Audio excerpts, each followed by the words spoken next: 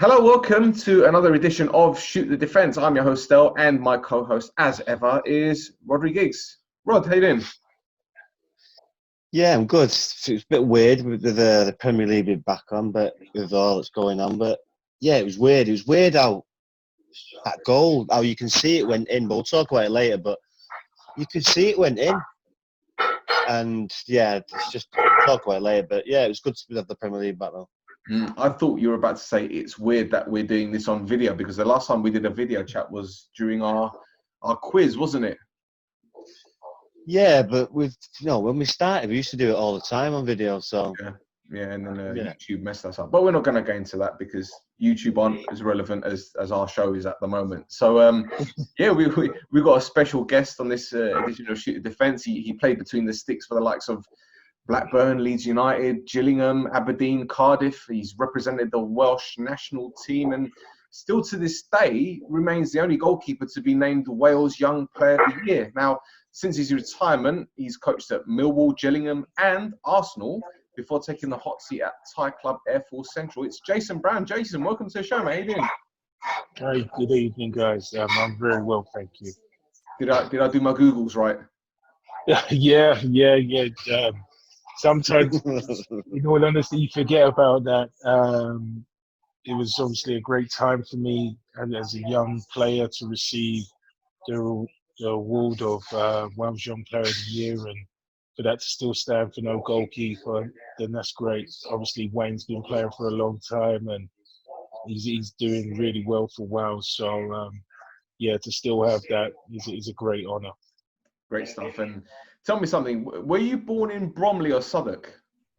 I was born in Bermondsey, southeast Bermondsey. London. So Suffolk. I think when they ask you to say where you're born and you tell them, and they ask you, whereabouts stands.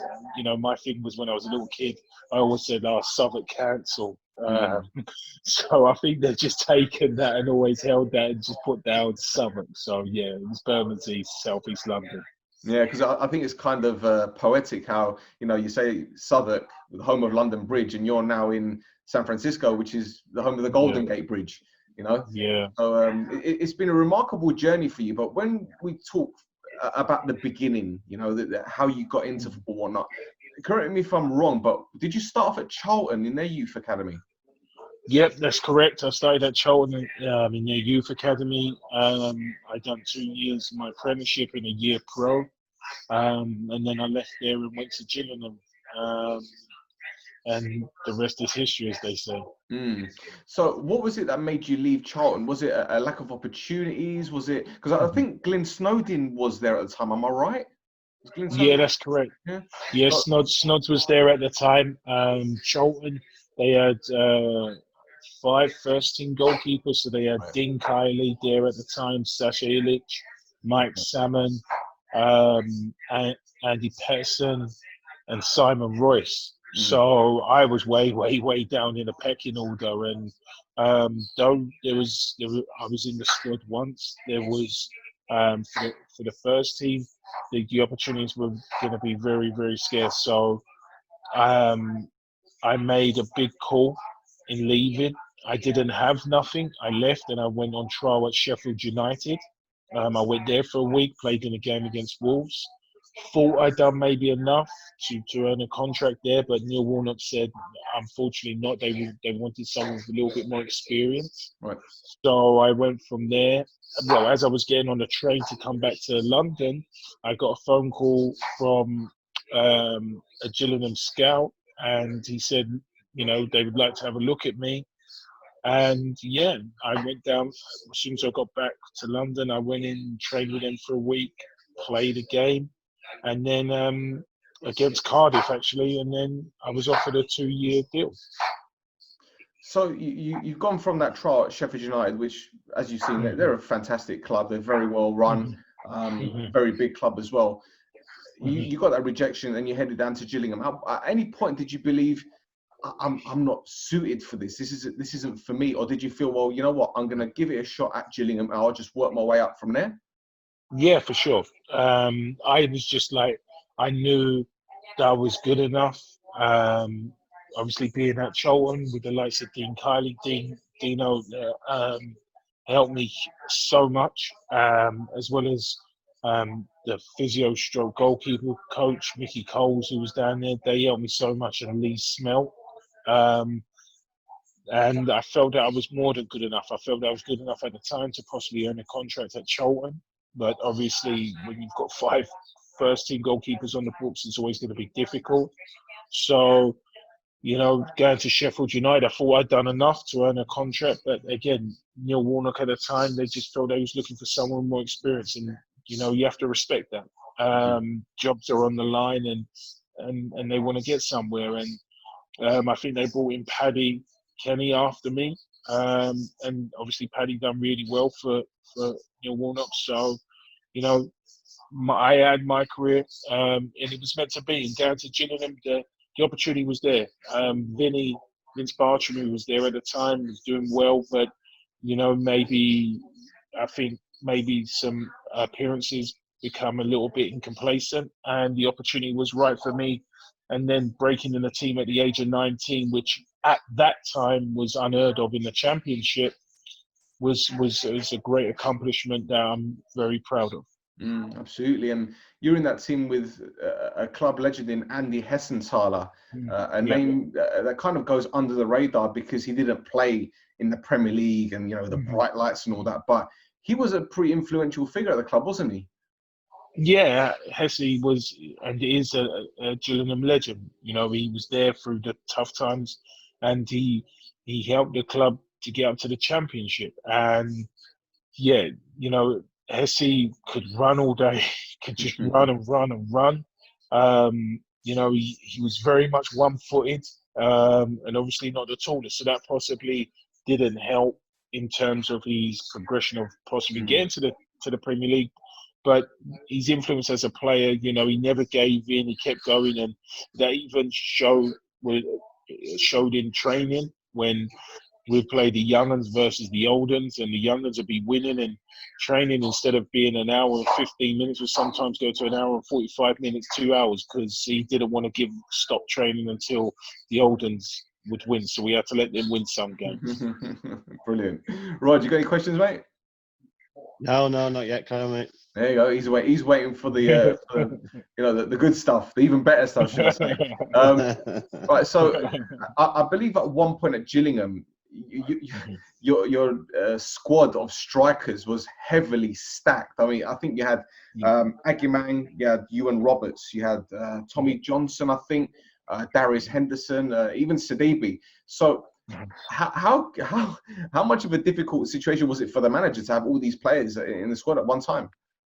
Well, I think for now that I've come on the other side, strikers, they score goal. You need goal scorers, and if one's not doing, you can't wait for that goal scorer to start scoring. You need goals, and you had Big Mama in there who was similar to Ewan. You have Patrick Aguiman, whose pace was probably one of, or if not the quickest player I've ever seen. You still had Marlon King, who was going through a lot of controversial stuff off the pitch, so he came back. So you needed the strikers. The difficulty, as you said, is trying to keep them all happy. Obviously, Tommy Johnson. Tommy was injured a lot. He was coming to the end of his career, so he was injured a lot. So you need them strikers around, and don't forget, even Rod Wallace was in there as well. So yeah, Rod was in there. So you need that firepower, and we needed that. Maybe looking back at it and how football has evolved, you probably say back then, did we do any work on midfielders getting into the box and scoring goals? We didn't really do none of that. Where now midfielders, are expected to score 10 to 15 goals a season. When back then it maybe wasn't. It was more so to do with the strikers. So, you look back and you say, okay, you needed to have that firepower. And yeah, for sure it would have been a difficult job. But Mama done really well. Big Mama, Sidibe was always a threat because he was so big and he was so unorthodox. Ewan, with his experience, that goes really well. And we had quite a mixture of young players coming through, so Ewan helped there. But I'd imagine he probably wanted to play a lot more. And as I said, Tommy was injured a lot. Rod was brilliant. Rod was brilliant, great professional. And then you had Marlon, who was a good goal scorer. But, with Marlon, anything could happen in regards of stuff happening off the pitch. So you never knew. Sometimes he may not turn up to training because he might have got arrested or something. Well, can you imagine if he was playing these days with the way that social media is? They'd have lynched him. Yeah, I think the way social media is these days, a lot of players are getting found out for their off-field misdemeanors, and I think one or two of us would have been in trouble back then. Fair enough. Well, while we're on the subject of strikers, I want to talk about a player that currently plays for one of your old clubs, Lyle Taylor at Charlton Athletic, and he's openly said, "I don't want to play again this season because my contract's up. If I get injured, that's it for me." To be honest, I can see both sides of the fence here, because on the one hand, he's in the bracket. Well, he's 30 years old. He's probably got one more big move in the pipeline, so to speak. So if he does get injured, what's that going to do for his future? But on the flip side, you're thinking, you're still contracted at your club and they're fighting relegation at the moment, and your goals could effectively keep them up and save their long-term future, because we don't know about the owner and what's going on in the background with him. But what's your take on the situation? Do you side with him as a former player? Well, I think first and foremost that, I think if we all be honest, there's no real such thing as loyalty in football. I think from all angles. I think from up above. I think from the manager. I think to the players. Anyone gets a better offer, they're selling their player. Anyone gets a better offer to go to somewhere else, that manager is going. So I think for the player, it's a difficult one. I think if you're under contract, then and you're not injured, then you're under contract. They're still paying your wage, so you're contracted to play. And you can still want to leave. Now, the danger is that, yes, all right, what if I get injured? Well, unfortunately, you're contracted to play. And if you get injured, actually, the football club are still expected to look after you. If your contract's up and you get injured, then the football club still look after you. Now, I'm not sure whether that means that they pay your wages. I don't think they do, but I think in terms of taking care of your medical fees and stuff like that until you can get back fit. Now, that for sure, conversations would have happened with the next club he's going to go to. So that would already have been sorted. So I think the right thing to do is, if your contract, you play. Now, for me, I was in a kind of similar situation where when I was at Gillingham and my contract ran out, and I didn't have a club, and I played for Wales, I could have got injured. I didn't have a club, but I had to play in order to earn that next contract and so forth. So I'm a great believer is that you play. I think it's very difficult. You have that in you, you want to play, but some players, they choose not to. And it comes back to what I said, though I believe you should play, can you really blame the player if the club have not been so forthcoming with a new contract?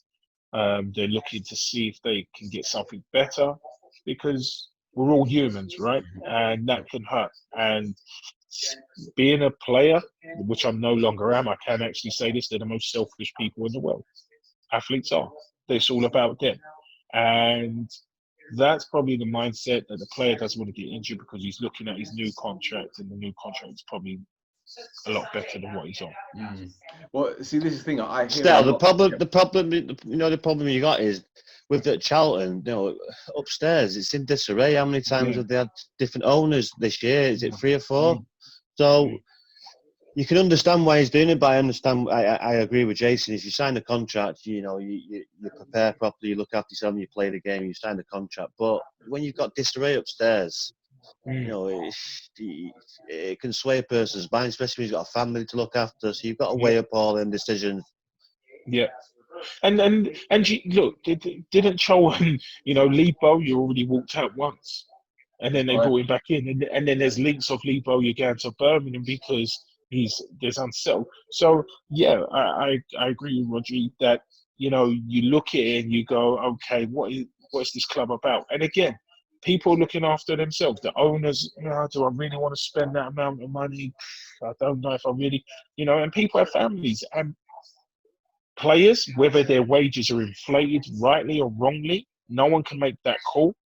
But if the club is saying, look, we're not paying you that money, then and the players seeing the unrest at the top, and they're going to say, okay, I'm not going to pay for you.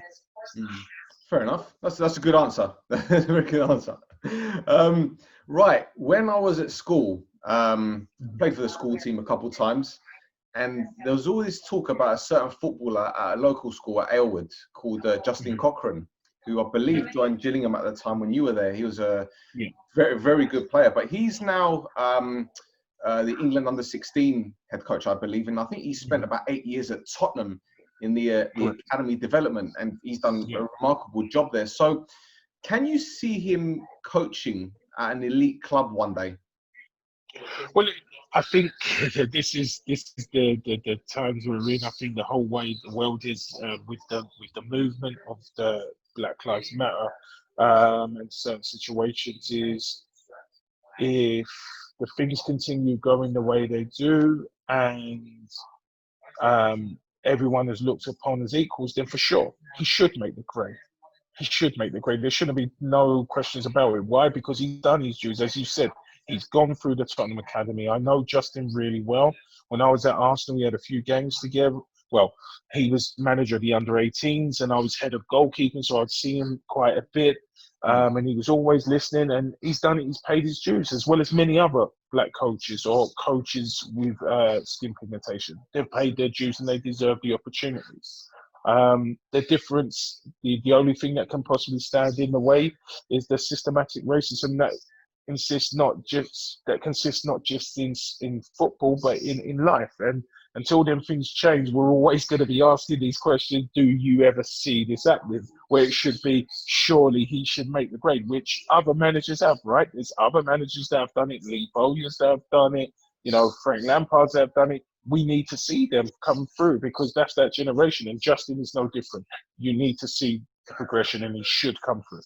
Yeah, I remember he was a footballer, and everyone was saying, because he was in the year below me, and everyone was saying, yeah, there's a kid at Aylwood that's a really, really good player. Like, who is this guy? He's, Justin Cochrane. I was like, I've heard this name before. And a friend of mine actually was at Aylwood at the time. And he told me about him as well, and he was a fantastic footballer. So it's no surprise he's still within the game. And I think Andre Boucard was another one, a local lad, and he's done very well. He played for the National, the Trinidad. Well, I played against Justin in youth team when I was at Charlton. I'm trying to remember who Justin was at. We played against him. I played against him when I was at Charlton in the youth team. So I've known Justin for quite a while, and he's doing a great job, and he's got a great opportunity with England. You just hope that to see good people, good coaches, especially everyone does their rounds differently, and he's gone through it, as you said, he's gone through the whole academy system at Tottenham, so he's seen how that's run. And hopefully, again, in football, hopefully the mindset of the way they treat managers change, and we get back to the mindset of letting coaches or managers build a football club, because he will understand the academy system.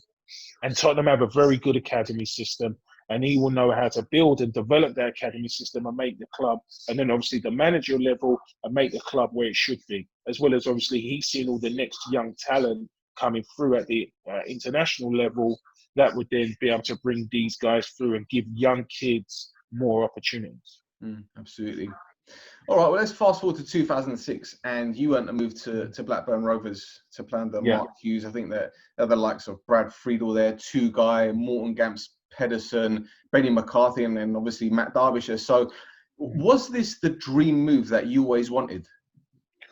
To play in the Premier League, for sure. Mm. For sure. There was no two ways about it. There was some sniffs. There was one point in my career when I was at Gillingham, Man United had a little sniff, Oh, made wow. an inquiry, but the head coach the assistant coach at the time kind of killed that by not giving me a too nice of recommendation to Tony Really? Colan.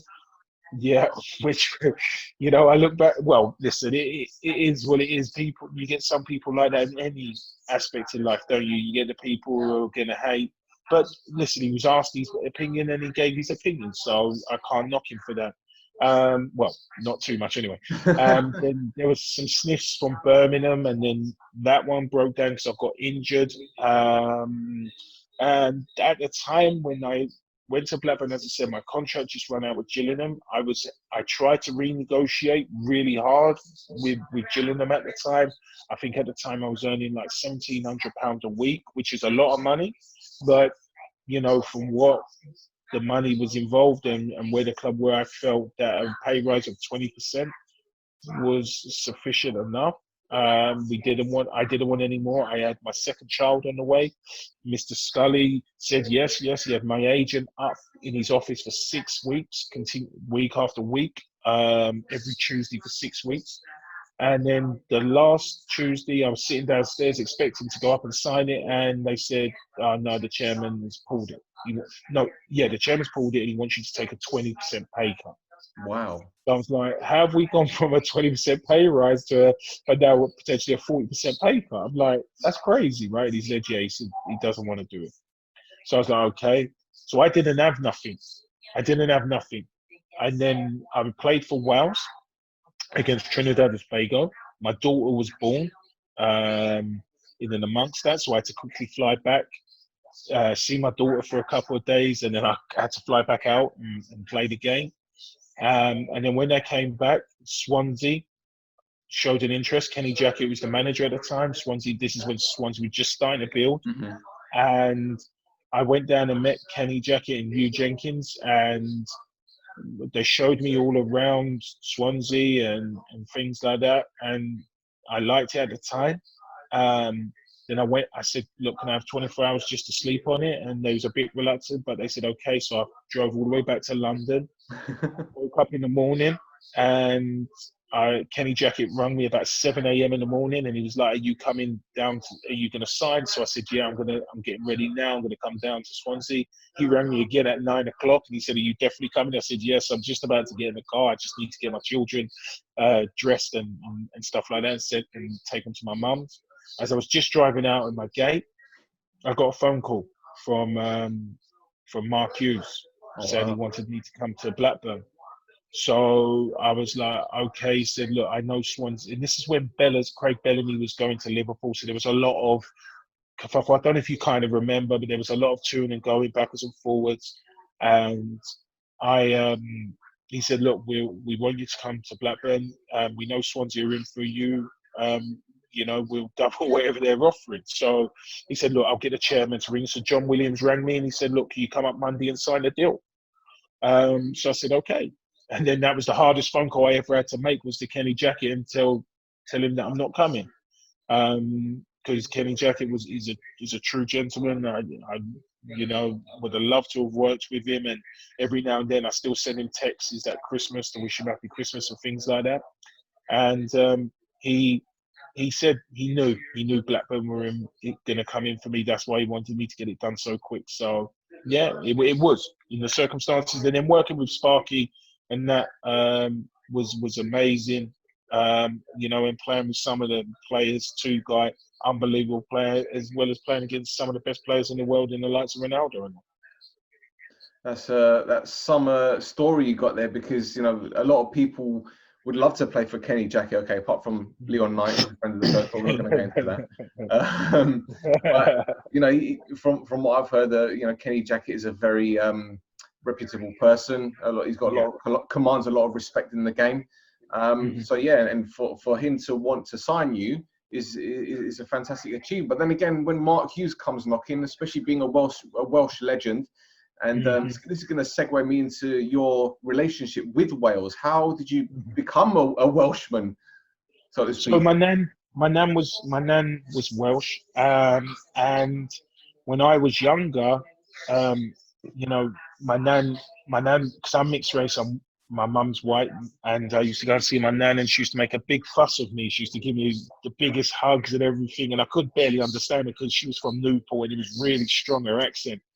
But she used to show me so much love, and I remember, the Shoot. Do you remember Shoot magazines Of course. and Match magazines? Yeah. And I used to see like Giggsy in there. I used to see Sparky in their Speedo, and they used to have the best kits. And I used to be like, they've got the best kits and the best players, but why are they unable to make like the European Championships and the World Cups? But I was like, from them, my mind was already made up.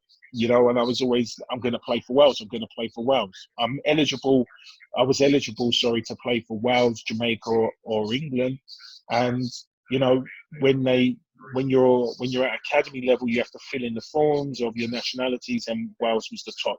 So when that call came for me to play for Wales, I was gone. That was it. There was no second thoughts. And I remember walking in, the doors, and you see the likes of, as I said, Sparky at the time. He was still a player. Speedo, Giggsy, even young Bellas, and people like that. You just go, wow,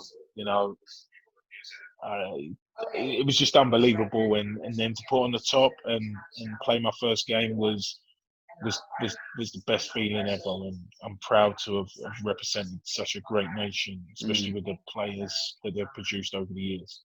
Well, you made your debut against Trinidad and Tobago, as you said. That was a 2-1 win, wasn't it? Was it 2-1? Yeah. Robert Earnshaw scored a couple. Yeah, that was my debut. Me and Gareth made our debut together. So, Okay. that's my claim to fame. It was my debut, but me and Gareth did it together. So yeah, it was a great game to play in. As I said to you, there was a lot riding on it for me personally. And yeah, it was great, and just to be involved with the national team and the national team level and see how it's evolved. And I've gone through all of that, and then I retired obviously a year before I was part of the qualifications going to the Wales qualified for the European Championships, but I retired the year before the championships. So to see where they are now and see how great they're doing, and it's brilliant. Cookie done a great job, and that was all started by Speedo with his professionalism. Him and Osh, with their professionalism that they brought to the national team, and then it's just great to see the likes of obviously Cookie take that on and do what he's done, and now Giggsy doing a great job and maintaining that. Absolutely, man. I remember the Euros because we were doing shows practically every day, weren't we, Rod? And texting each other whenever Wales were playing, and it was some tournament there. You've got loads of great memories, Rod. I'll let you take the floor with this one. What memories? Oh, so many. Being at the Welsh squad, when so many times being at the Vale of Glamorgan where they stayed, and so many weekends. I remember Gary Speed used to bring his guitar. Some nights he'd play his guitar. So yeah, some great memories, some great nights. Always a good vibe, always a good camaraderie around the boys. Always was, and it was like I say, it was always a good vibe and a good place to be. Did the ghost of Paul Bodin's penalty ever haunt these guys? Because I remember that penalty against Romania, and he's dropped his head right now. Was that ever mentioned? No. It was. I was at Torquay at the time, so I remember it very clearly. It was a bad day. It's a bad day. But he rarely missed from the spot. He was like the Dennis Irwin of Wales, wasn't he? He was so reliable. Yeah, well, some people are clutch penalty takers and some aren't. That's not nice. But he could have scored all of his penalties. No one remembers that. They just remember that one. Yeah, it was the important one. That was the important one, and he missed it. Yeah. No problem. Have you got any questions for Jason at the moment? No, not really. It was just how did you obviously being around Wales, and then you obviously we're going to move to Cardiff now. Sorry, say that again. Sorry. So when after Blackburn, was it what was the objective? Was it because you had some top players there? Was it to come in the top 5? Was it what was the manager saying to? What was the objectives of the team at the end of the season? Because you had some good players there. Well, with Sparky's he doesn't say much, but ultra competitive, and he at that time Blackburn we was flying. We was in Europe. No one liked to play against us because we was always in their face with Sparky. He if there's ever a time he got the most out of not average players because I think that's wrong. He got every bit of work rate out of every play. We all knew we never had an easy day. But no one ever moaned because it wasn't stupid. It wasn't like you was just running laps. It was always with the ball, but the intensity was always high, and the competitiveness in training was always high. They would go mad if we was playing a 5-a-side and one team's getting spanked like 3-0. They didn't like that, and we didn't like that as players. So we governed that, and he allowed that to happen in the changing room. So we knew, we could beat anyone at Ewood Park, and we felt we could go away from home and pick up points. The thing is that once he left, and then we had Incy come in, and everything just changed. We loved working hard, and when Incy came in, he made some changes and brought in some players, and the club, it was just almost like letting the air out of the balloon. It just went flat, and we went from finishing in the top 6 to now battling to stay up. But then that changed a little bit once Big Sam came in. We got into the top 10, and though it wasn't pretty, we was effective. So why did you? Sorry for interrupting. Sure. Why did you think they got rid of him, Sparky, at the time? If he was challenging for Europe and he was doing so well. Well, Sparky left and went Man City, didn't he? Oh right, okay, yeah, of course he did. He left to go to Man City, and that was the start of Man City. It was just after. Right, okay, yeah, of course it was. But I felt with Sparky, he probably got the last crop of players where they just get on with it, and work hard, roll up their sleeves. You had Sav. Like, with all due respect to Sav, he's not best technically, but you know what? He works incredibly hard, incredibly competitive. He was good at what he was good at. And he's technically good as well. He was underrated, Sav. He was technically okay. Yeah, I would probably say, you're right. Technically, Sav was good because free kicks he was good at. Maybe just put under a little bit of pressure. But what Sav is he never gave up. And, you had 2 guys alongside him who done really well. We had Toddy at the back. So Sparky got that. And then when he went to Man City, you've got players there that are earning ridiculous amounts of money, the Robinhos, and not being disrespectful to them. Are they coming to Man City to be successful, or is it double than what they was getting at Real Madrid? Not many people leave Real Madrid at the time and go to Man City, though they was building things. Did he take any players with him? Did Santa Cruz go to City? Roque went there. Roque went with him. He was flying at the time, wasn't he? He was on form at the time. He was banging them in. Well, Sparky again had a way of doing that, didn't he? But Benny McCarthy, when some people looked but wouldn't go nowhere near. Roque's knees were basically not in a great place. They was gone. Obviously the likes of David Bentley, who was at Arsenal at the time, no one really wanted Bent, took him, and then obviously Bent went to Tottenham. So Sparky had that ability to bring in some top players. But the difference becomes is when you then go to a club like Man City, where at Blackburn you're having to look and you're having to pick out a gem, where at Man City anyone and everyone's available.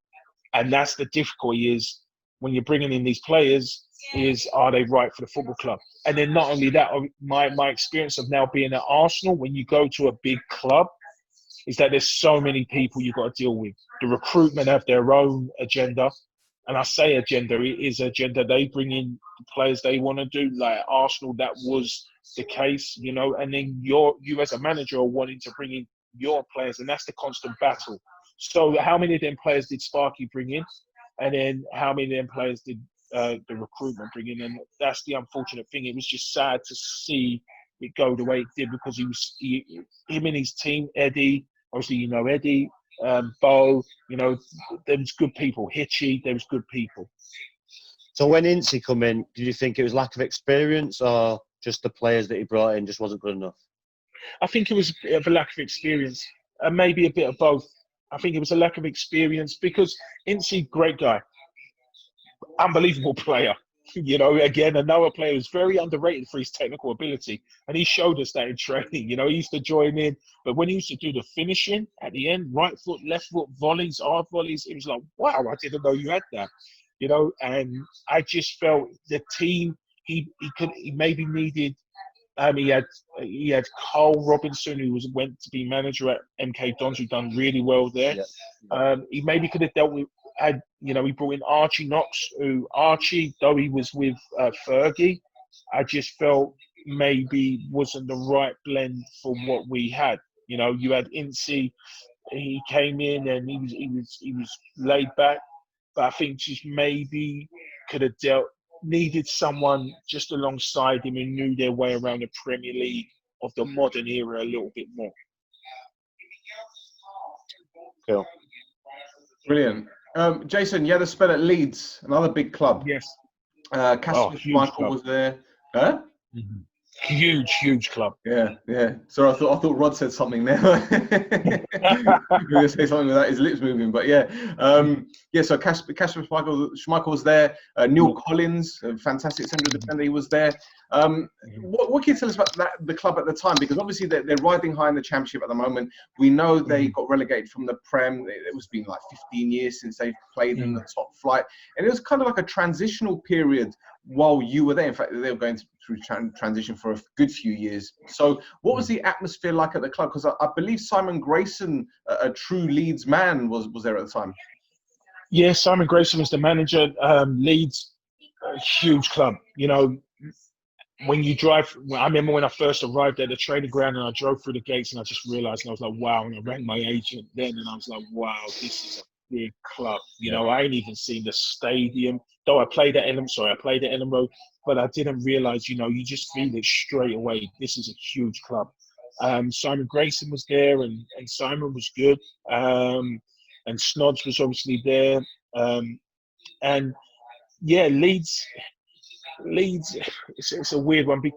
They've been feeling the effects of the mishandling for so many years. And we're not talking about a couple 100,000, you're talking about hundreds of millions of pounds. And it's taken them a while to really come round. It's just, everyone knows how big they are. And I think even people that buy them know how big they are. They just don't know how to handle it. And there's just been mishandling after mishandling after mishandling. Now it seems like they seem to be going in the right direction, and hopefully they'll go up. Because listen, there's no two ways about it. They are one of the biggest clubs in the country. One of the biggest clubs. Whether you love them, hate them, you can't deny the fact. Once they go up, they could easily sell out 50,000, 60,000 easily. And going away from home, I remember when we played at Coventry. I think Coventry, it was like 10,000. 8,000 of them were Leeds fans. It was just unbelievable. It was like playing at home every week, you know. And it's a great club. So I'm really happy to see them going in the direction that they're going, and hopefully they can maintain it. Hopefully they've got the right people in now, and the manager seems decent. Though he likes spying on people, he seems pretty decent. You know, and I think he'll be good for the Premier League, and I really do think that they'll be good for the Premier League. Well, they had Ken Bates in charge at the time, didn't they? He was another character that I guess you had to deal with. Yeah, do you know what? I met Ken. What was it? Just a year before, I was away at some spa place in Italy, and health spa, and he was there with his wife, and you know, they was really nice people. Again, like anything, anything in it, and one thing about football, everything evolves, and you know, Ken is a very proud man, and he wasn't going to change his ways. Obviously, he had relative success at Chelsea, and going into Leeds, he just wasn't going to change his ways. And It maybe wasn't the right match.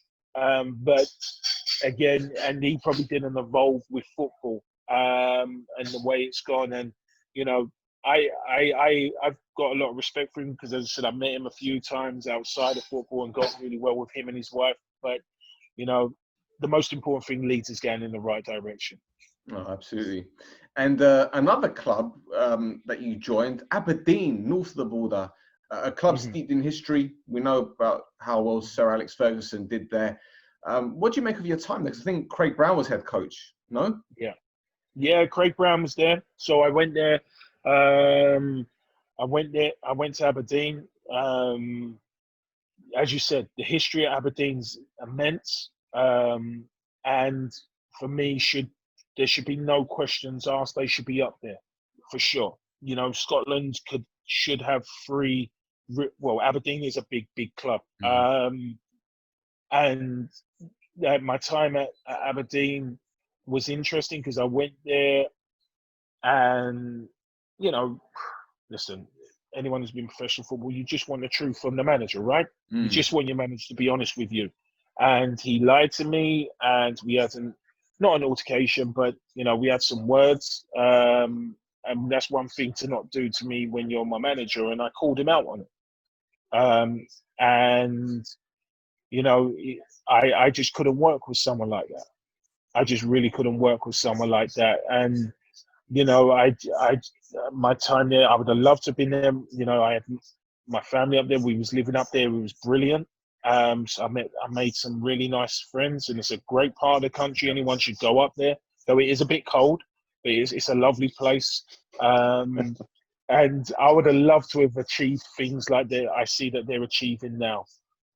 But I just couldn't work with someone who I would say is unprofessional and is a damn right liar. That's not me trying to make my name off of him now that, many years later, or trying to make headlines. I'm just telling you how it is, and I would tell him to his face. And if he was honest, he would tell you that I told him that to his face. And I can tell you this, he actually did say to me, if he was 10 years younger, he would have hit me. And I did actually tell him, if he was 10 years younger, you'd be laying out on the floor. So, it's great to see the club doing what they're doing. I'm so happy for them. The owner is not really he's not one of them that's really hands-on as such. He's a good owner. He lets the managers run the club and stuff like that, and which was great. It was refreshing.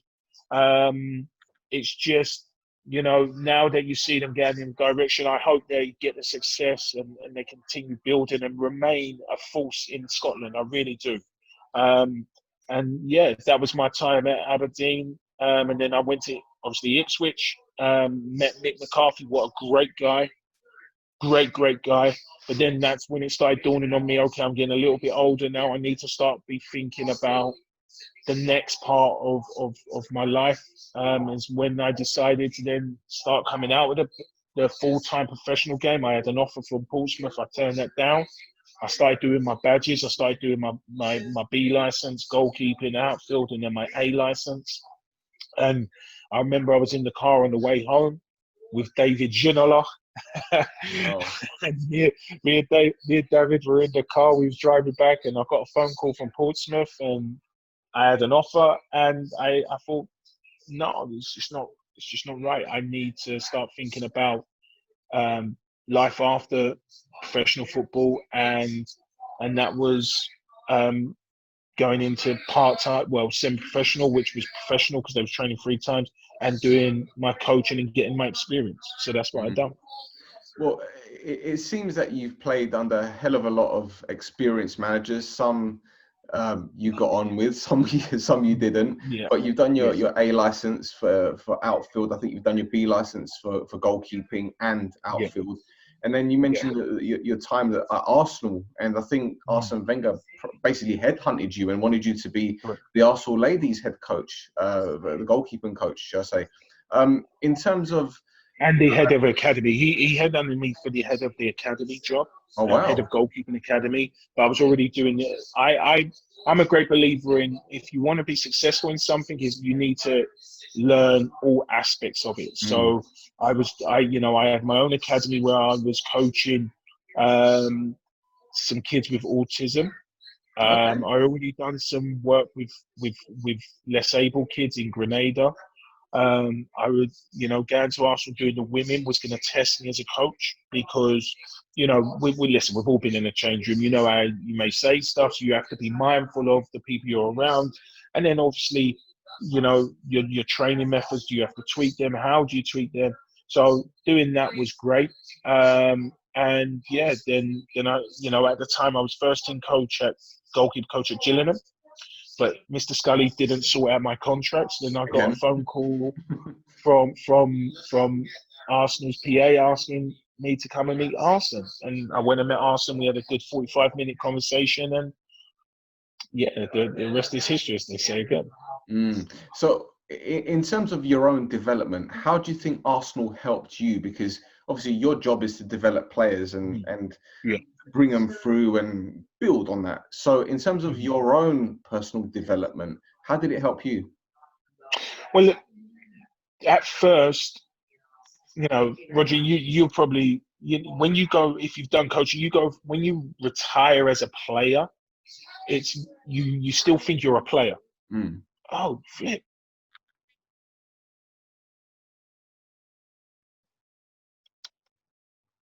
Is he gone? Hello? Can you still I think he's gone. just dropped off? A few moments later. Where were we? Where were you? You talking about your time at Arsenal? Sorry. Yeah, so going to Arsenal, the way that helped me to develop was hugely. The coaching, obviously, first and foremost, was immense. The way they train, the intensity, and how quick they move the ball. The coaches, Neil Banfield, even just seeing Arsene operate and how he was, and the expectations of being at such a big club, because Arsenal's a huge club, and the Champions League experience was brilliant. But then, dealing with recruitment, that was a lesson in its own. I can tell you that, when you think, oh, okay, you see someone, you like someone, you want to bring them in, and you're head of that unit, and then all of a sudden you get an email from recruitment like ask you what you think you're doing. It was that. Yeah, that would happen a lot. And then you start, yeah, that would happen a lot where you're doing it. You see someone, and obviously, as I said, you're head of a recruitment, so you're like, okay, I've seen a goalkeeper, I'd like to bring him in, and then obviously, then you receive an email, why are you bringing him in? We don't need to bring him in. Are we not one of the biggest clubs in the world? Should we pass up the opportunity of looking at this player? We should at least have the opportunity of looking at him. And by the way, it's my time that I'll be giving up looking at this player. So there was constantly to's and fro's from that. That was obviously with Steve. Steve Morrow was head of the head of recruitment at the academy level. And then you start seeing how the first team works and the recruitment in that side of it and how things like that works.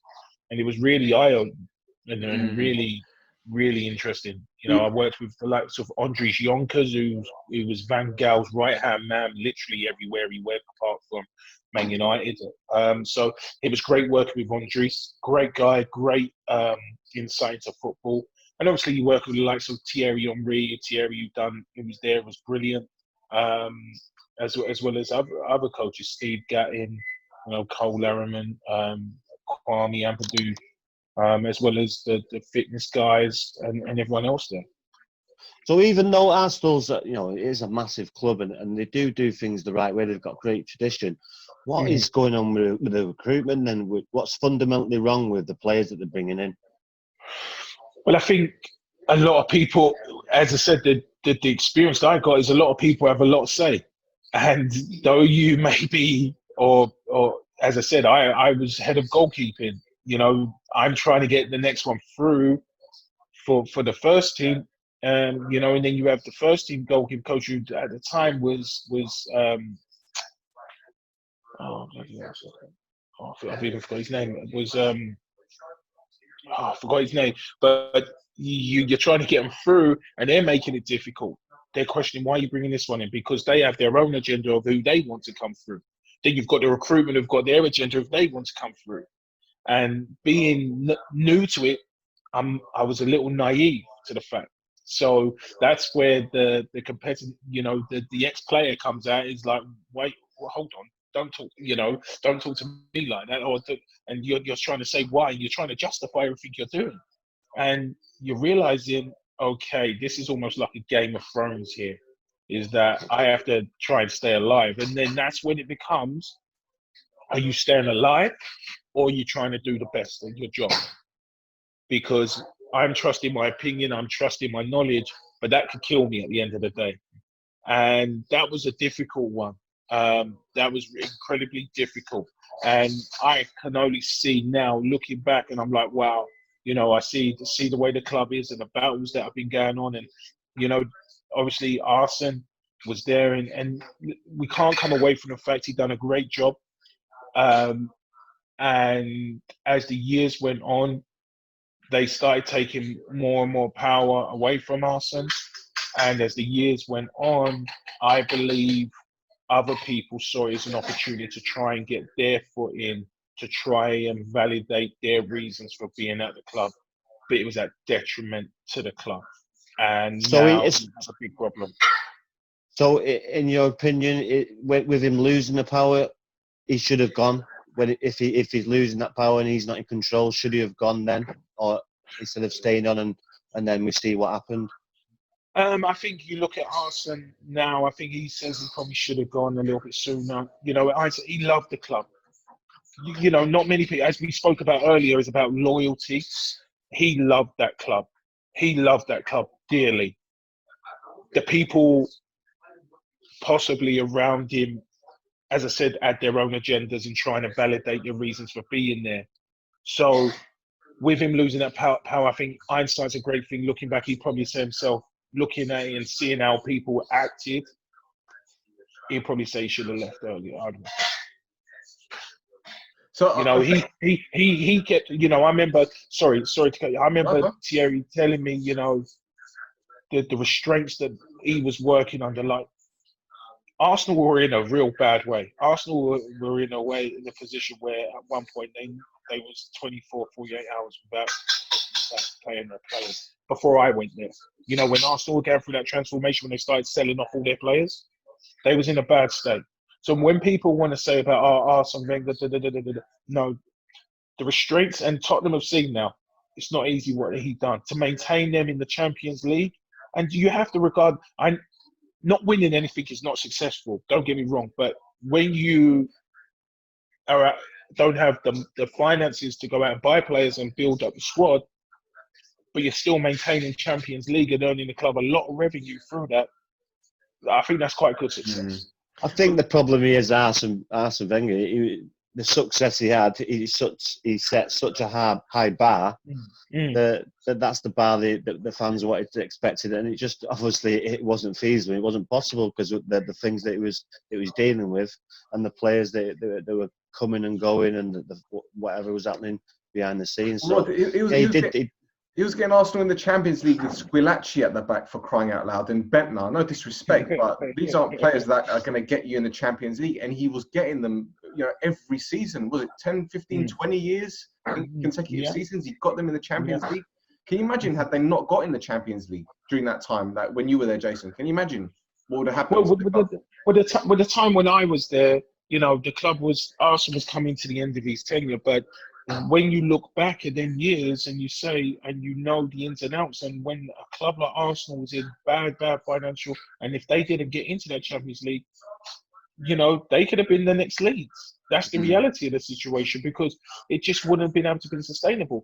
So you look back and you go, what Arsene done, you have to commend him, and not just commend him as fans and as football people, but the people above him, because let me tell you, he took a lot of flack that a lot of managers wouldn't do. And listen, for as great as Jose Mourinho is, he's very quick to change the narrative in terms of it's not me. I want these players. I want that player. It's them.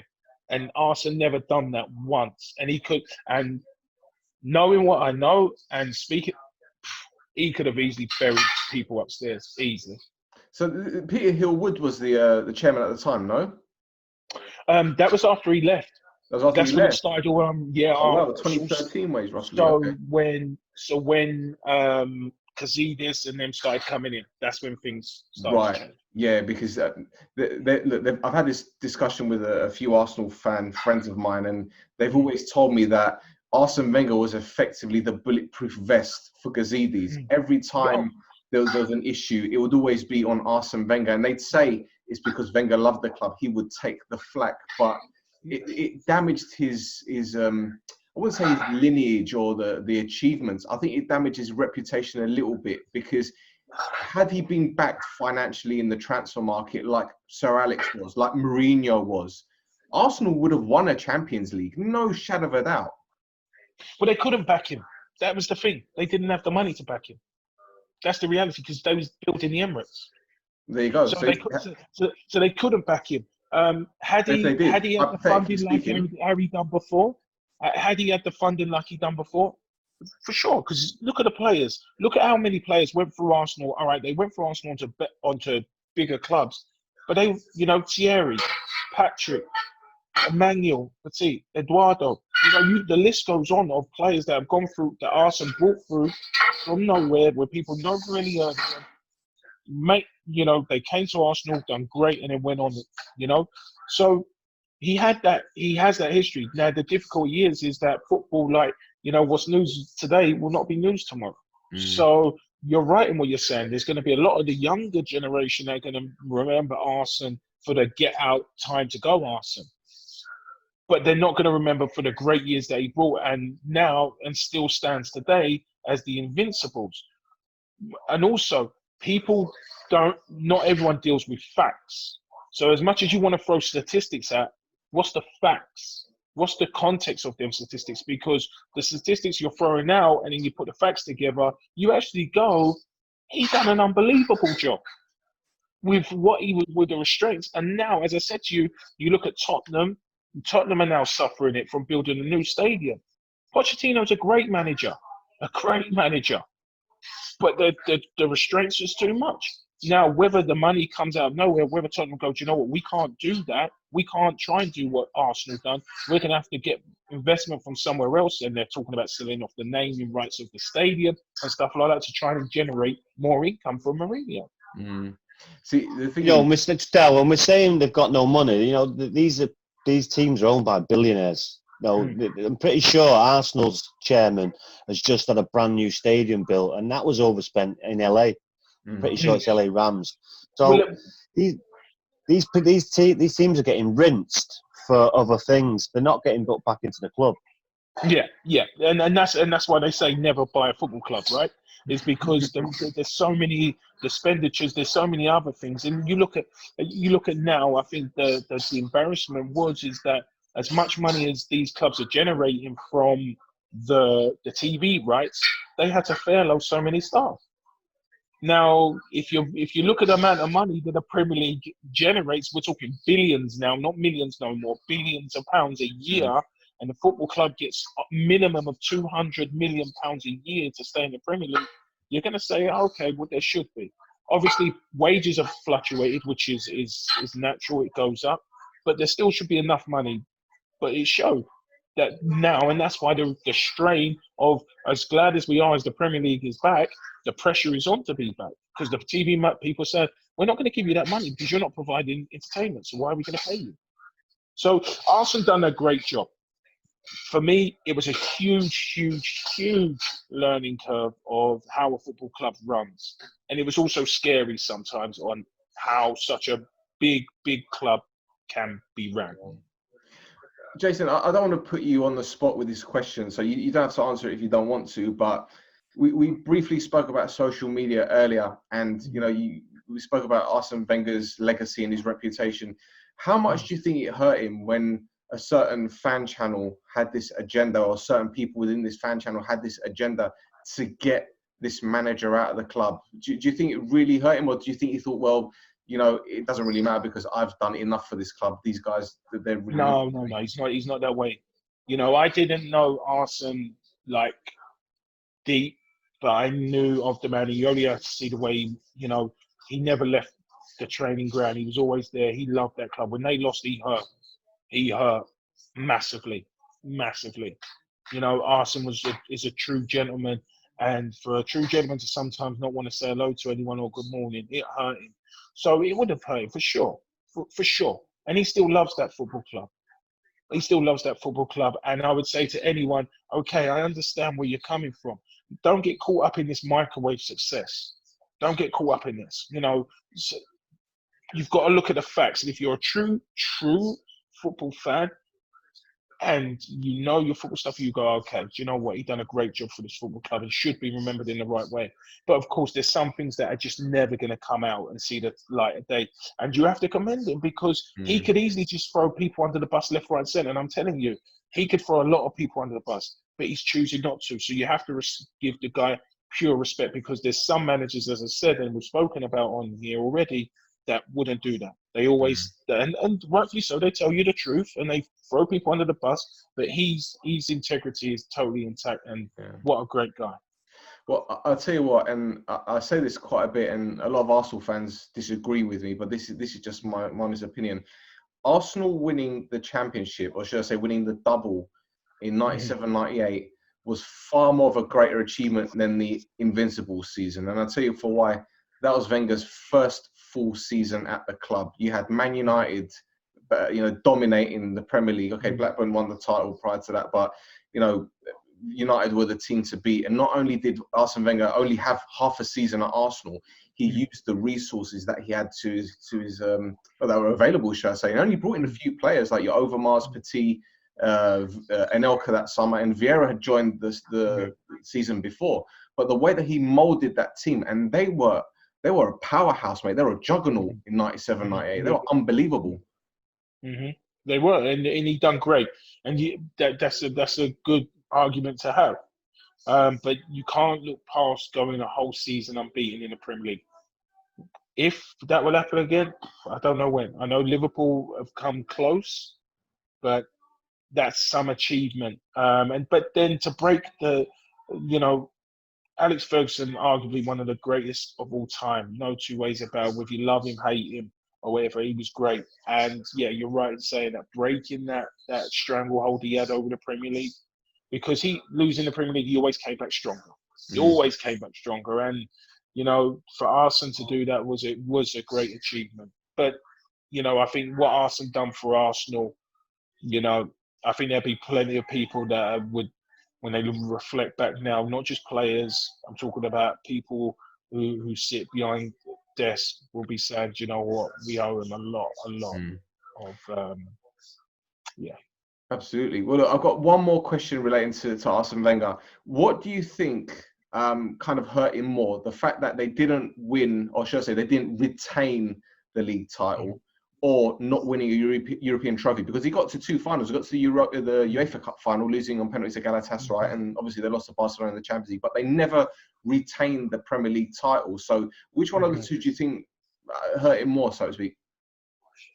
I don't know. Just seeing like the way Arsene was, and that losing to like Barnsley would be just as bad as him losing to Barcelona. You know, it wasn't a matter of. So that's just knowing. Obviously, you know, you look back and you say, if you'd have won the Champions League and won the UEFA Cup, then he's won it all with Arsenal. But I think, you know, he was just so competitive and just wanted that club to just do well, that just losing to anyone hurt him really badly. He never was more down at any, you know, because he lost to Mourinho or anything. No, it really hurt him just losing any game. He just didn't like it. Fair enough. Well, Jason, let's go back to you, mate. You've given us a hell of a lot of your time, and we really, really appreciate it. But let's talk quickly about your time in Thailand. You know, it was very tricky situation for you, because obviously foreign ground, new country, different culture, the language is different, the style of football, everything is completely different. So, A, what made you want to take that plunge? And B, what was the one thing that you took most from this experience? So I before Thailand, I was in Vietnam. I lived in Vietnam for 8 months, coaching the national team goalkeepers, as well as working at one of the biggest academies in Asia. And then I went to Thailand, and this was all part of my development as a coach, and testing myself. And I had a breakdown in 2015. So for me, I just wanted the same different. I just wanted to test myself in different ways, different cultures. I needed to restart. I needed a restart. And going to Vietnam, when that opportunity came up, it was too good of an opportunity to turn down, and learn a lot about myself as a coach and as a person. And the language barrier was tough, but I started learning the language and picking it up. Then going to Thailand, was an unbelievable experience. Vietnam's a beautiful country. If I would say to anyone, go there, go there. The history's amazing, the country's amazing, the food is, and the people are fantastic people. Going to Thailand, again, I went there with Andrew All at the time, and it was a good learning curve. I met some fantastic people, another great country. And then the opportunity to become head coach came up, and it was too good to turn down. And it was a great experience for me. Again, learning to deal with the money people, and the things that go on behind closed doors, and even stepping up to become CEO. So for me, it was a great learning curve. I met my fiance there, which, it's gave me a great aspect on different aspect on life. And then obviously she's from California, so we came here. So, being out in them countries, I'd say to anyone, go. If you get an opportunity to work out there, go, because the experience is invaluable, not only from the traveling aspect, but as a professional aspect. It really tests you when you're having to, again, dealing with people who can't understand you, or you're having to be mindful of what you say and how you act. That all came from me being at Arsenal, working with the women, me having my own academy, working with kids that are autistic, having that patience and that time. And, obviously working at Arsenal, the level of detail and how a football club you want it to run and stuff like that. So all of that experience came right for there. And I'm so much better off for that, what happened in Thailand and Vietnam and Bangladesh. That now I'm just having some time out, having a little sabbatical away from professional football after being involved in it since I was 15.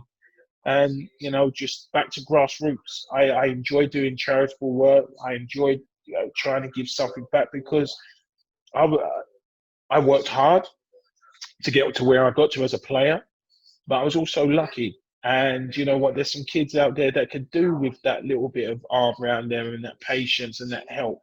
And that's what I'm trying to do, is pass on that wisdom and what I learned onto the young kids today to become better. That's fantastic, mate. And do you know, I admire your story, because I read an article, I should say an interview that you gave, I think it was Sky Sports, where you were speaking about your breakdown, so to speak, and the reason why you had a bereavement, a very serious bereavement here. And I was thinking, you know what, for you to take that step to go to a foreign country in the situation that you're in the mental situation that you're in, and to completely leave everything behind, start fresh, and take that plunge, it's admirable, because there are a lot of people that would deal with situations completely different. Some maybe might just want to stay at home and not want to speak to anyone, or they'll turn to drugs, or whatever way to make themselves feel better about themselves, or take their mind off things. But you took a very huge step. And to be fair, they say things happen for a reason, and you've gone out there, you've met the love of your life, and you're in a better place now, and I think it's a fantastic story, absolutely fantastic.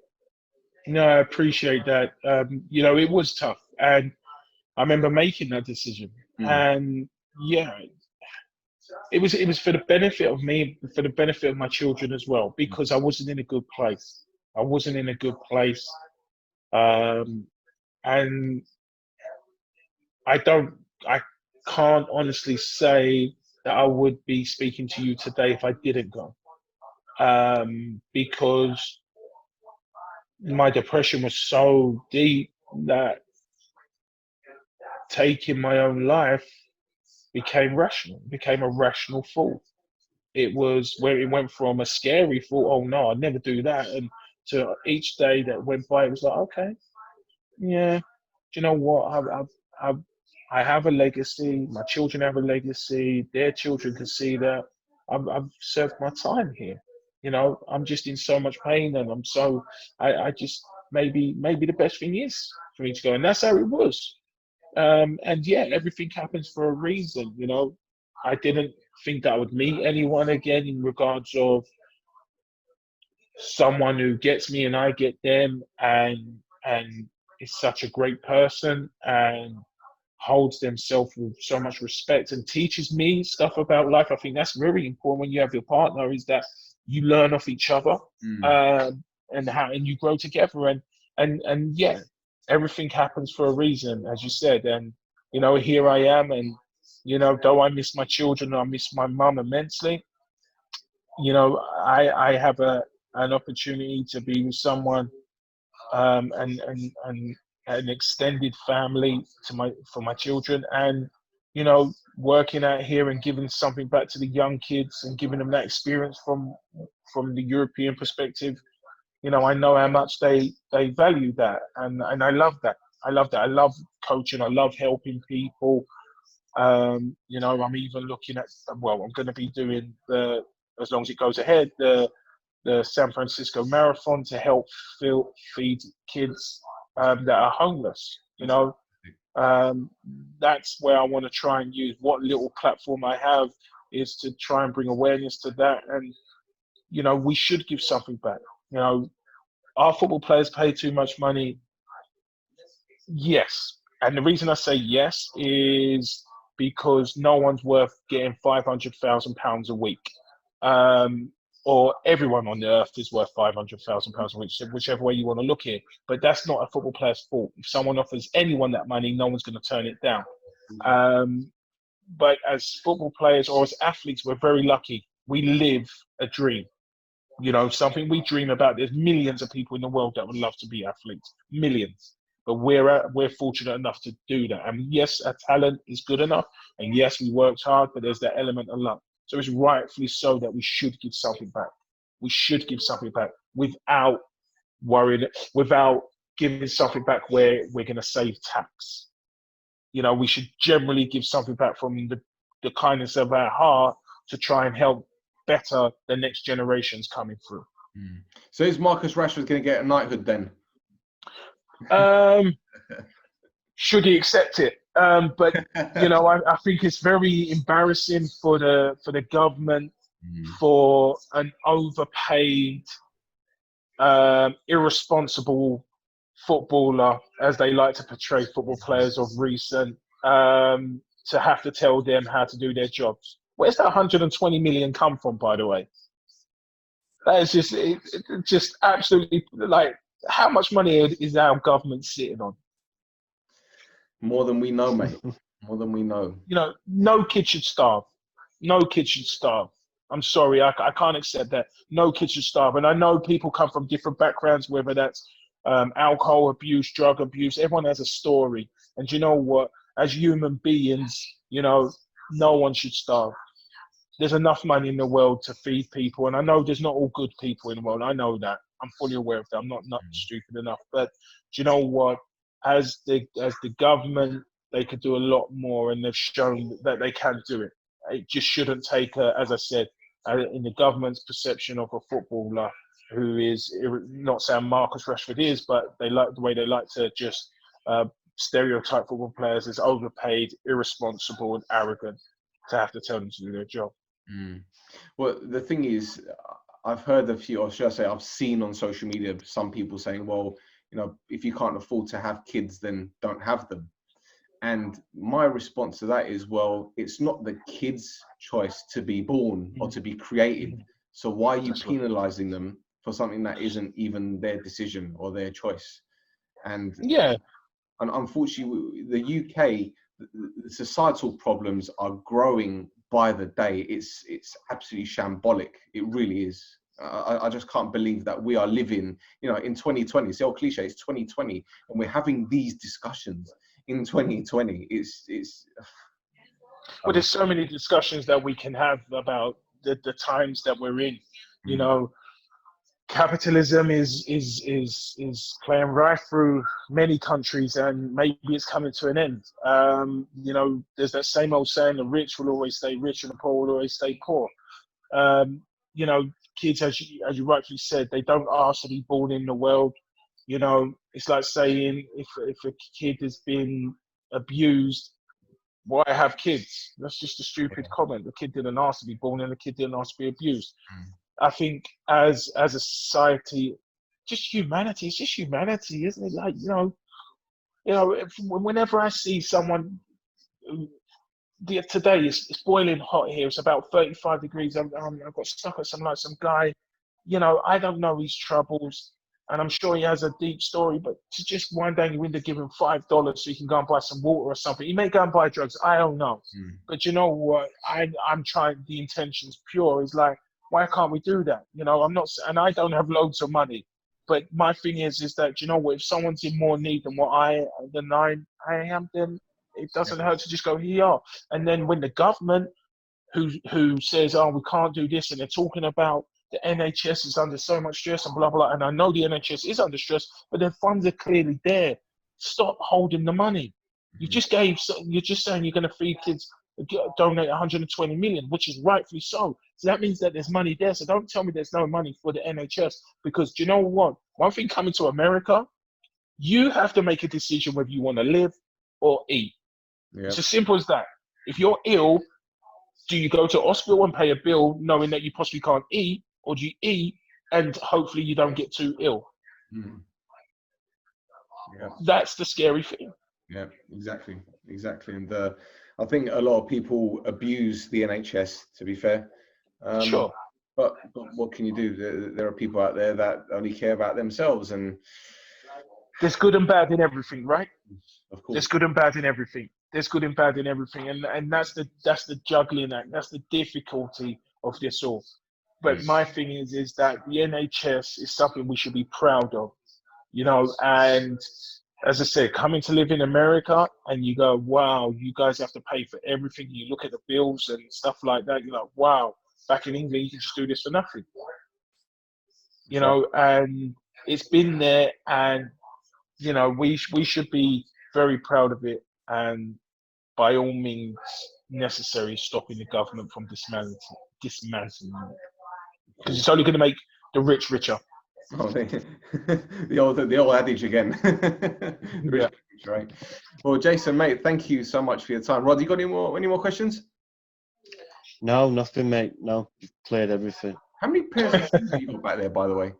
How many what? Pairs of shoes have you got back there? Oh, I've got a few. I like the crops. We call it. Well, Jason, thank you so much for your time, mate. Really, really appreciate it. Before we let you go, are you on any socials, like social media, anything like that? Yeah, I think obviously you got my Facebook. I'm on Instagram, Jay Brownie, and I'm on Twitter. They are a little bit political side, so be mindful of that. But no, yeah, they're my social media. So if you want to follow me on my Facebook and on my Instagram, I'm quite particular. But I will add you, no problems. But my Twitter is open to anyone. So great stuff, brilliant. Thanks for your time, mate. Rod, what's your Twitter handle? Rod James Giggs. Excellent, wonderful. Well, we're on Twitter at Shoot the Defence. We also have an Instagram page. So until next time, take care.